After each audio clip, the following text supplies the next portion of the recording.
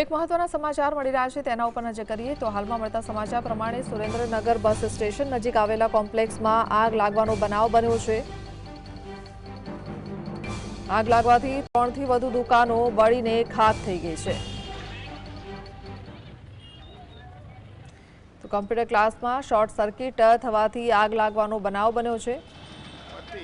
આગના ધુમાડાના ગોટે ગોટા આકાશમાં ઉડતા દેખાઈ રહ્યા છે। કમ્પ્યુટર ક્લાસમાં હાજર 10 થી વધુ લોકોનું રેસ્ક્યુ કરવામાં આવ્યું છે।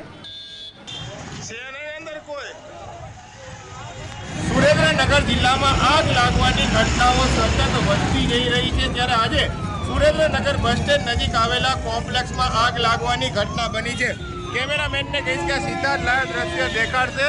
સુરેન્દ્રનગરના બસ સ્ટેન્ડ નજીક આવેલા જે કોમ્પ્લેક્સ છે તેના ત્રીજા માળે આગ લાગવાની ઘટના છે તે બની છે। હાલના તબક્કામાં ફાયર બ્રિગેડની ટીમોને બોલાવવામાં આવી છે અને આગને કાબૂમાં લેવા માટે તંત્ર દ્વારા પણ પ્રયત્ન હાથ ધરવામાં આવ્યા છે। પ્રાથમિક તબક્કામાં શોર્ટ સર્કિટના કારણે આગ લાગી હોવાનું અનુમાન છે તે વ્યક્ત કરવામાં આવી રહ્યું છે। ત્રીજા માળે આ આગ લાગી હોવાના કારણે હાલ ભયનો માહોલ છે તે સર્જાઈ જવા પામ્યો છે।